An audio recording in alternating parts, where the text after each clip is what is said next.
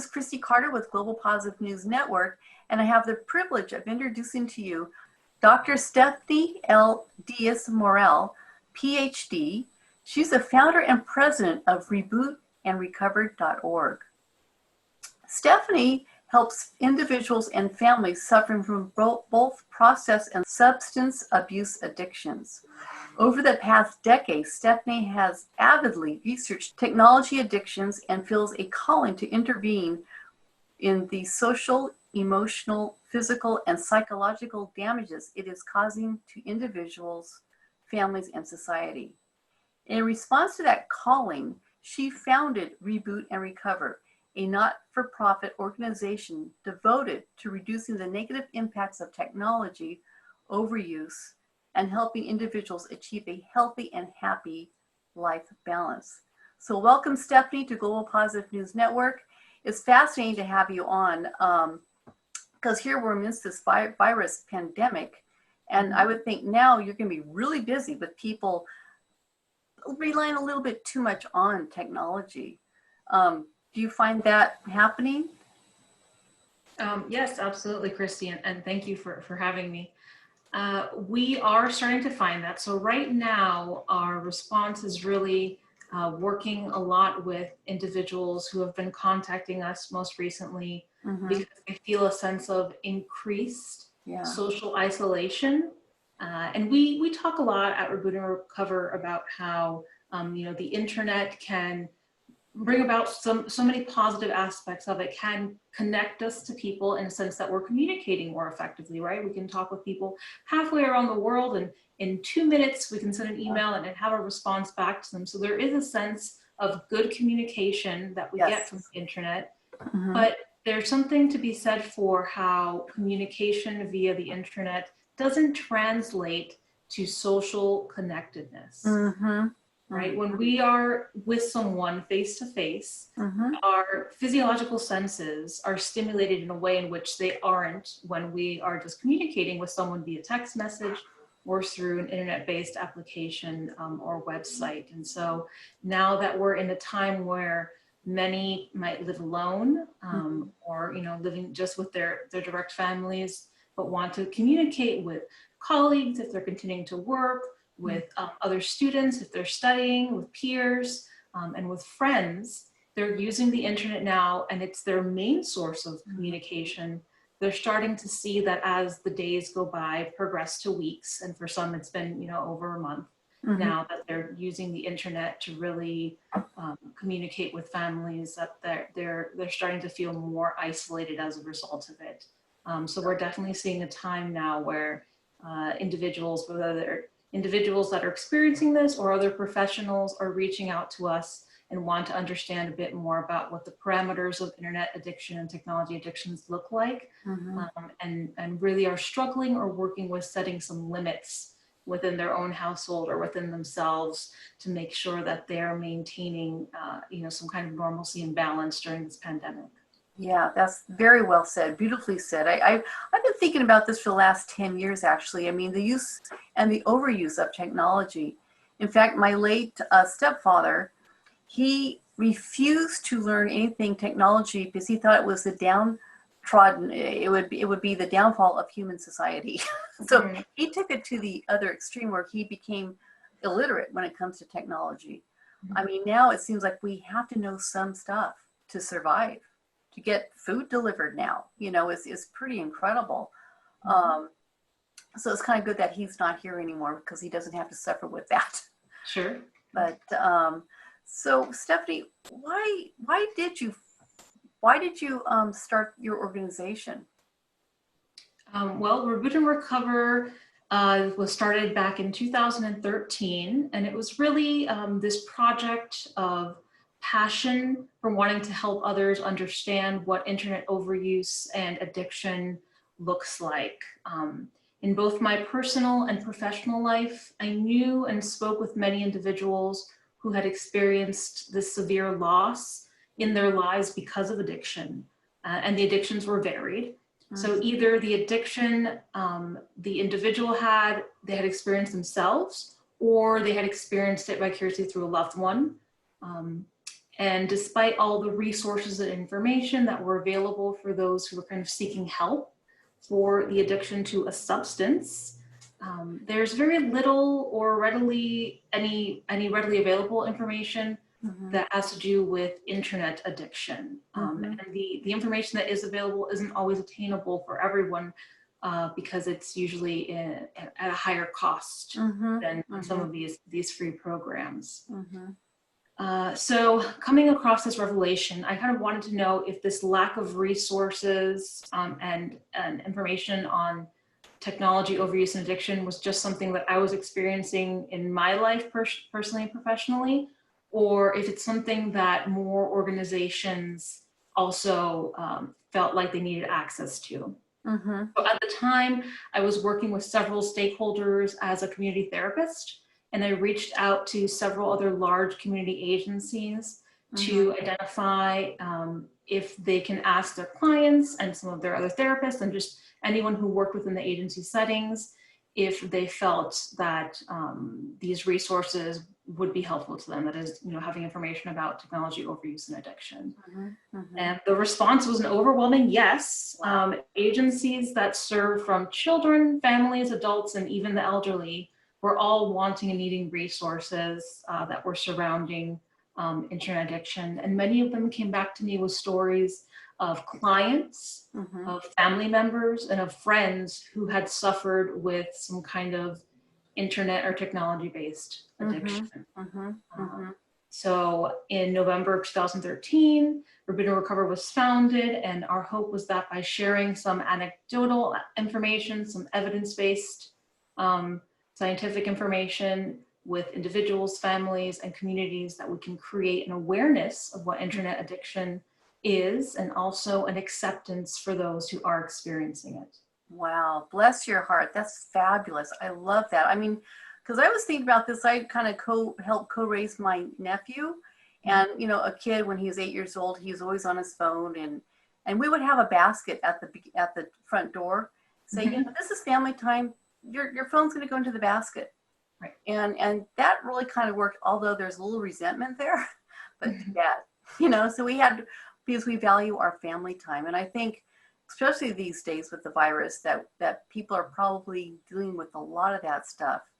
And I love what you've done, because it seems like you're creating a safe space for people to educate themselves and learn how they can cope with technology and being at home now and that type of thing. So I urge our viewers at Global Positive News Network to go to rebootandrecover.org. But anyway, I want to keep going with our questions here. So ultimately, Stephanie, what do you wish to accomplish? Well, a lot of what we want to accomplish is, you said it very well as well. We want to accomplish and create an atmosphere where those who seek help feel safe in sharing that information with us, and also that they know that they are not alone. That they can come to this place where they can feel safe enough to examine themselves and then their relationships with the internet, and also what we now call the Internet of Things, and to explore really how it's kind of affected their life. Do you have like I mean, how does a person know that they are addicted anyway? I mean, there's that awareness. Do you have like a sheet, an assessment sheet that people kind of take themselves? Is that something that you have available as well? Yes, we do. So on the website, we have some free assessments. And the assessments that are on the website are, beginning assessments. So the information given is simple to read. The responses are just yes or no. We don't want it to be a very complicated or tedious assessment. So anyone can go onto our website and look over the assessments there. We have assessments that are for social media addiction, ones that are for general internet addiction, ones for video game addiction, and just go through, read the questions, and see if you respond yes or no.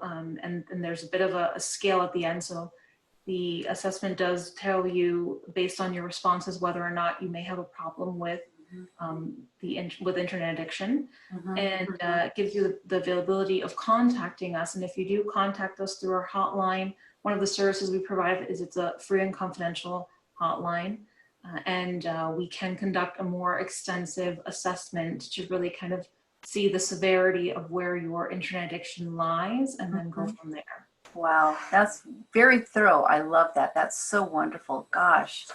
And it seems like you're one of the only companies, you're a non-for-profit, but you're one of the only places on the internet that people can go to. I mean, the internet has really been around for 20 years or so, and it's just like, wow, we're kind of at the beginning of the internet age, and this issue of technology addiction is huge. I mean, I'm sure you've seen families ruined by it, and hopefully, they've recovered from your help. But it's really kind of a chronic problem, I think. Am I right on that? Or yeah, no, absolutely. It's something that's beginning to form, and there are a couple of other organizations that do it, but to my knowledge, we're the only non-for-profit that provide a lot of this information for free. There is another organization that does provide a lot of statistics and information on specifically gaming addiction, and it's actually run by someone who is in recovery from internet video gaming addiction. Wow. His name is Cam Ader, and the organization is called Game Quitters. So I always suggest them as well as a good resource from someone who is, had life experience with this and now wants to share it with others. And so that's a good place to go just to get some more information as well. But from what we've seen at Reboot and Recover with families and individuals that are suffering with internet addiction, one of the first moments that they really come to understanding is when they come to our website and they're able to admit to themselves or to their loved ones that something that has had a positive impact in their lives in so many ways, which is the internet, has also had positive impact on society, is kind of taking away a part of you. All of these activities that you once loved before spending all of your time on the internet, all of these moments that were shared with friends and family are kind of stolen away from this behavior, this pattern that you find just continually, gradually, impulsively going towards the internet, whether it's on a video game or a particular site.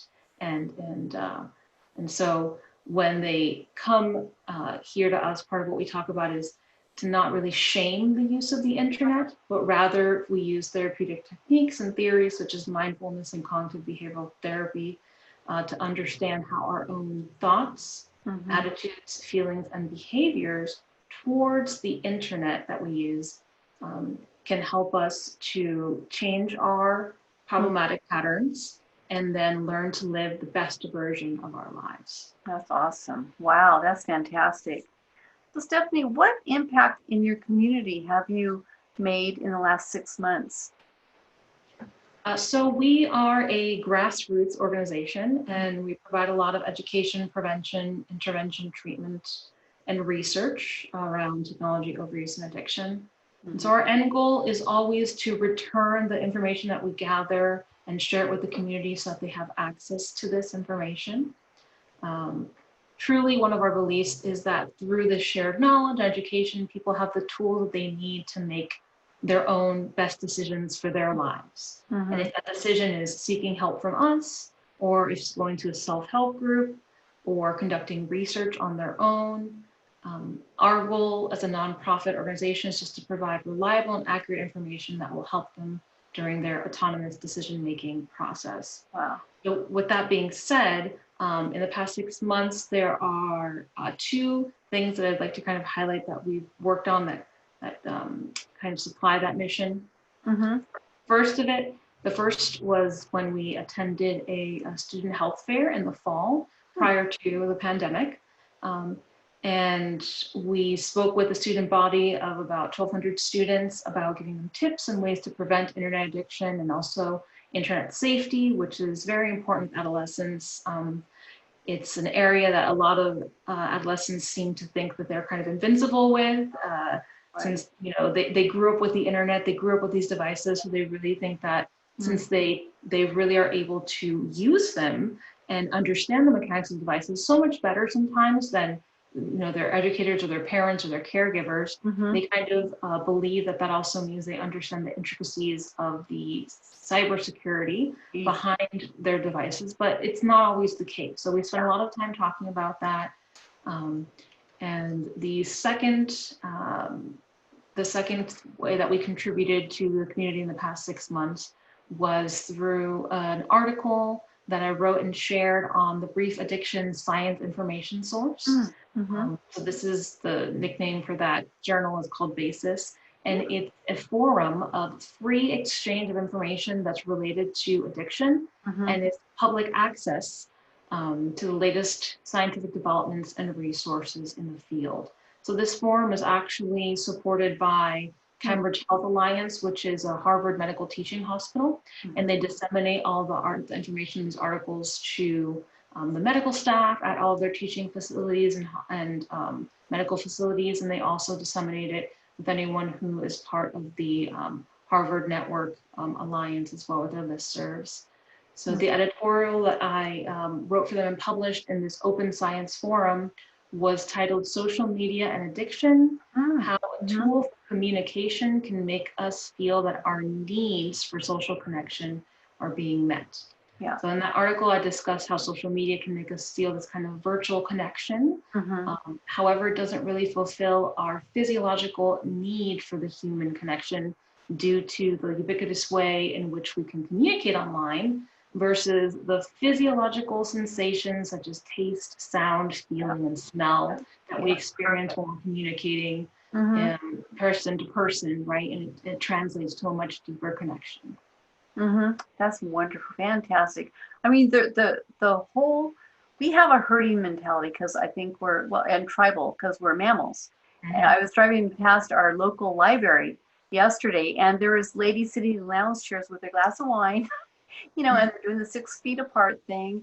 There's another pod of people over in the other corner, and it's pretty amazing. What a time for this to happen, this pandemic. But we do have the beauty of Zoom and the internet, and it's a matter of moderating how this is all used, just like food or wine or whatever. It's just a matter of moderation. Do you have like some sort of a guideline on kind of like how often should people be online per day or anything like that? Well, there are guidelines that are put in place by the American Academy of Pediatrics, but due to the current pandemic, I think that a lot of the guidelines really, as far as numbers wise, aren't something that we should really put too much of our stake into right now. We should think more about as far as feelings are concerned. So, we have to be online because this is where children are learning. We have to be online because this is how we're working. We have to be online because this is how we're going to entertain ourselves when we cannot go out to the movie theater, when we cannot, go to local parks because everything has its limitations. So first and foremost, giving ourselves the grace and the understanding and knowing that right now, limiting screen time as much as we'd like to might not be possible, but it's still feasible. There's still activities that can be done away from screens. And in fact, our bodies are going to be craving that now more than ever, since so much of our lives are really revolving around spending time on the internet and in front of a screen. And so that can look like shutting everything down when it comes, time for dinner, just like we used to before. I always suggest putting away all devices at dinner time. Well, we can still practice that, right? Everyone says, okay, it's 5:30, time to put the screens away, and how about we all help each other make dinner, or have the kids sit down and do an activity where they're drawing or building or creating with their hands, and doing something that takes a little bit more critical thinking and motor functioning skills away from the typing and the being in front of the screen. So kind of engaging in these activities that we know are still healthy and necessary for our lives, taking breaks from the screen, and just being conscious of the fact that I am consciously going to take a break from the screen. I'm going to put my phone away and not respond to emails after 6, and just giving yourself those guidelines, those boundaries for you and those in your house is something that can definitely help. That's awesome. I love that. I had an interview last week and we were talking about the artist community and how we think that there's a potential for like a huge art renaissance during this time because people have so much time and space. And if you can draw or sculpt or do something, I mean, incredible works of art can be made during this time, we think. Just Yeah, theory. absolutely, absolutely. So, Stephanie, what things do you have coming in the near future? Well, currently, with the state of things due to the pandemic, we've had a lot of inquiries about people wanting to know about the overuse of technology addiction and then sharing their personal struggles with it. So our immediate attention and focus has gone to really helping those feeling this increased sense of social isolation, even though they're constantly using the internet, right? They still have that sensation. But in November, we are celebrating 7 years since Reboot and Recover was founded. Yay! Oh, wonderful. Congratulations. That's great. Thank you. And one of our 10-year goals was always to develop and implement a training program for those who were interested in identifying and working with technology overuse and addictions. So we plan to implement this training program in 2 phases. The first is going to be the program that we're developing for counseling professionals. Okay. So have a more in-depth understanding of how to assess, identify, and use evidence-based treatments for various technology addictions and overuses. And then the second phase of the program is going to be a model that's similar to mental health first aid. I'm not sure if you're familiar with mental health first aid. I'm not. That sounds awesome, though. I like that idea. So mental health first aid is a nationwide model that's supported mainly by NAMI, which is the National Alliance on Mental Illness. And they train anyone who's interested. So it could be a community member, it can be a parent, it could be a teacher, it can be a male post office worker, it can be a TV repairman, anyone who wants to learn more about mental health. It trains you on a non-professional level how to understand, identify, and help individuals who may be experiencing mental health symptoms. So our plan is to create a program that's similar to that. So a program for technology overuse addiction that can be trained to anyone interested in the subject and just wanting to learn how they can help others that are either in their life or in their community at a social level. Wow, that's fabulous. So Stephanie, what positive news do you have for our viewers today? Okay. Well, I think considering the circumstance, first and foremost, we should say that today may not be the best day ever, and that is okay. Even though some of us can wear PJs all day, and we don't need to set an alarm, we can have products delivered to our house. The truth is that our routines have shifted, and it happened with very little notice. So this disruption in our lives can bring with it many challenges, and each day we learn how to overcome them. And we're all facing this global pandemic together, and in ways that may not affect us all the same. So some of us may feel more anxious and stressed. Some of us may feel more relieved and relaxed. And some people may distance themselves emotionally from others a little bit more, while some may seek more connection now than ever. So just to quote one of my favorite social workers and scientist, Dr. Brene Brown, we are hardwired to connect with others. And it's what gives purpose and meanings to our lives. And without it, there is suffering. So the good news is that this too shall end. And we are collectively going through this moment together. We will become resilient and stronger because of it.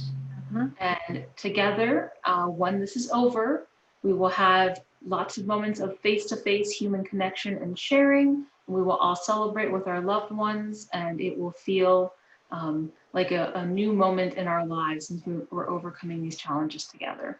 Wow, very well said. I love that. And I just can't wait to start hugging my friends and family, just big, deep hugs. Yes. Super important. Well, I want to urge our viewers to go to your website at rebootandrecover.org and take a look around. You can donate, to this incredibly important cause. You can become active in the hashtag Screen Time Challenge, and you can follow them on Facebook, Twitter, and Instagram. So Dr. Stephanie, thank you so much for being here. We really appreciate everything that you do. And I wish you the best of luck in the future. Thank you. Thank you so much, Christy. Social distance hugs. Thank you. Yes, yes, yes. Air hugs. We're doing a lot of air hugs and air kisses these days. Yes. So.